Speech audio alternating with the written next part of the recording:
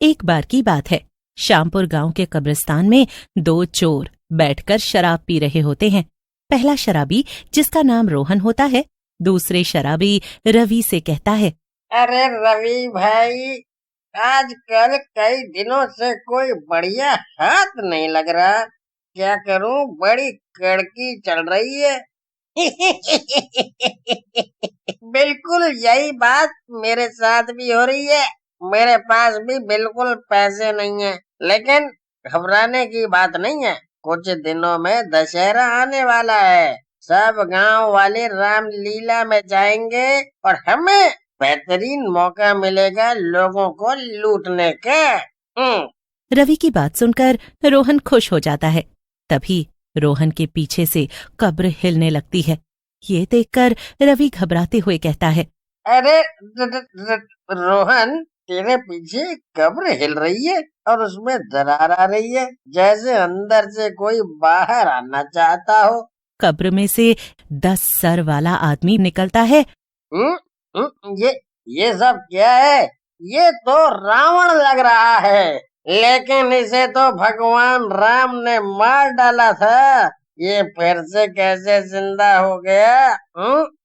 अरे ये सब सोचने का मौका नहीं है किसने किसको मारा। अगर हम यहाँ से नहीं भागे तो ये हमें जरूर मार डालेगा। ऐसा कहकर रवि और रोहन कब्रिस्तान से निकलकर भागने लगते हैं, लेकिन शैतान हंसते हुए कहता है,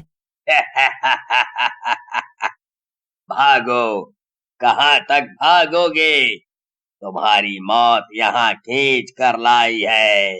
ऐसा कहकर शैतान रवि और रोहन को पकड़ने के लिए उनके पीछे लग जाता है, लेकिन शैतान तेजी से उनके आगे आ जाता है और उन दोनों को मार डालता है और खा जाता है। मजा आ गया। कई सालों बाद ऐसा मौका मिला है। इतना मांस खाने को मिला है। इसके बाद तो वो 10 सर वाला शैतान अक्सर गांव में आता और गांव वालों को मारकर खा जाता, जिसकी वजह से गांव वाले बहुत ही डर और सहम जाते हैं। रामलाल गांव वालों से कहता है, अरे गांव वालों, हमें सरपंच जी के पास जाना चाहिए और उन्हें इस बारे में बताना चाहिए। वो बड़े हैं, वो कोई ना कोई रास्ता जरूर निकालेंगे। रामलाल की बातें सुनकर गांव वाले सरपंच के पास जाते हैं। सरपंच बहुत ही बूढ़े थे और अक्सर बीमार रहते थे।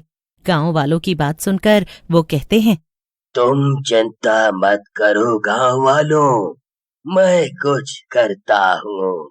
तुम सब अभी घर जाओ।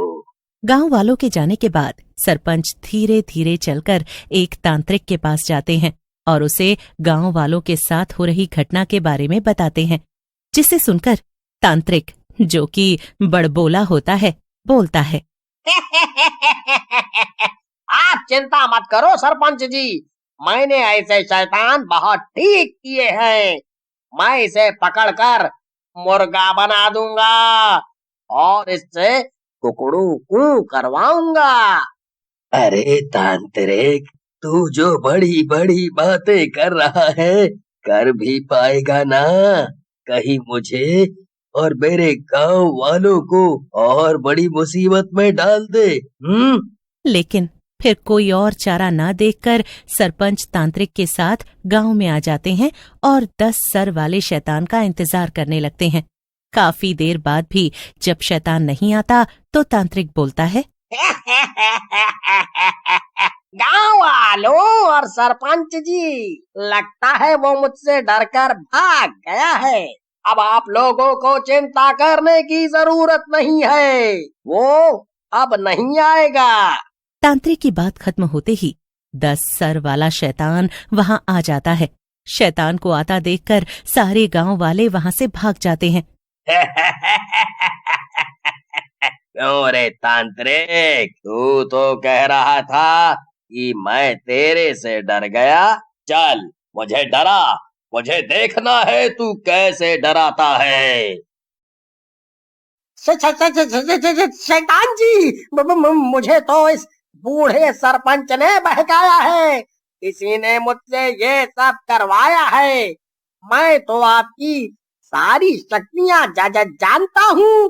सारी बातों की जड़ ये सरपंच है। अबे डरपोक तांत्रिक, ये सब क्या कहे जा रहा है? मैंने ये सब कब बोला? जो कुछ भी किया वो तूने किया है।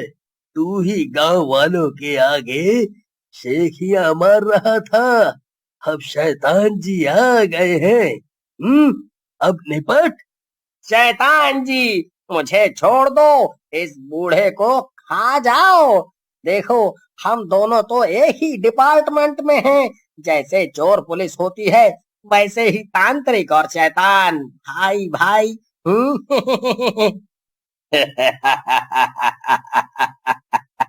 तांत्रिक, इस मरे हुए मुर्दे को मारकर मुझे क्या मिलेगा? मैं तो तुझे ही मारूंगा और तेरा नरम नरम मांस खाऊंगा। ऐसा कहकर खा जाता है। सरपंच वहीं खड़े सब देख रहे होते हैं। ऐसा कहकर शैतान वहां से चला जाता है। अगली सुबह गांव वाले मिलकर पुलिस में रिपोर्ट कर देते हैं।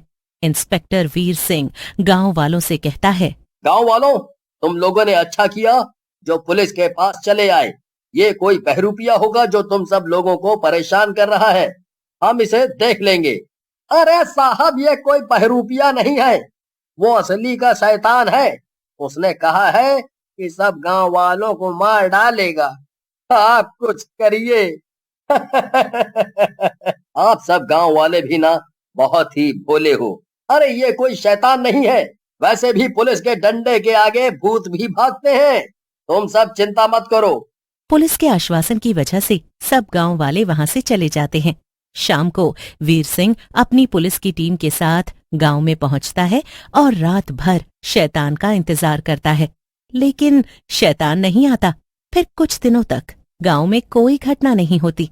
उसी समय गांव के पास से एक साधु बाबा जा रहे होते हैं। साधु बाबा के चेहरे पर एक अलग ही तेज होता है।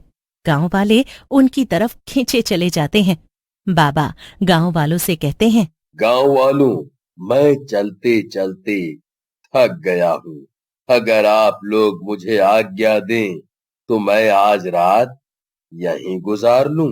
सुबह होते ही मैं यहाँ से चला जाऊंगा। साधु बाबा की बात सुनकर गांव वाले घबरा जाते हैं और चुप हो जाते हैं। लगता है आप गांव वाले साधु लोगों की इज्जत नहीं करते और नहीं चाहते कि हम यहाँ रुकें। अगर ऐसा है तो हम अभी यहाँ से चले जाते हैं। नहीं नहीं बाबा, आप ऐसा क्यों सोच रहे हैं?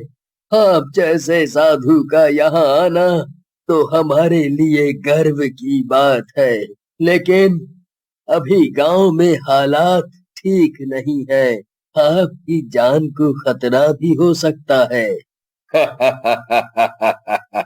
साधु तो वैसे ही मर जाता है जब वो संन्यास लेता है। हमारी जान कौन लेगा भला? फिर सरपंच बाबा को शैतान के बारे में पूरी बात बताते हैं, जिसे सुनकर बाबा मुस्कुराते हुए कहते हैं। फिर बाबा गांव में ही रुक जाते हैं। रात होते ही शैतान गांव के अंदर आ जाता है। गांव के अंदर बाबा को देखकर बोलता है, लगता है गांव वालों ने तुझे बलि का बकरा बनाया है। ऐसा कहकर शैतान बाबा की ओर बढ़ता है, लेकिन जैसे ही वो बाबा को छूता है, उस शैतान का शरीर जलने लगता है।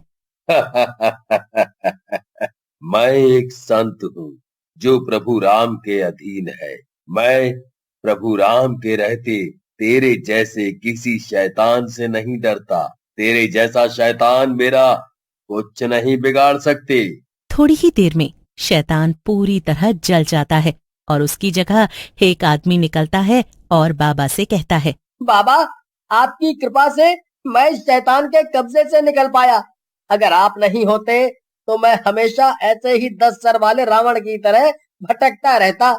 ऐसा कहकर वो आदमी वहां से चला जाता है और साधु बाबा भी वहां से गायब हो जाते हैं।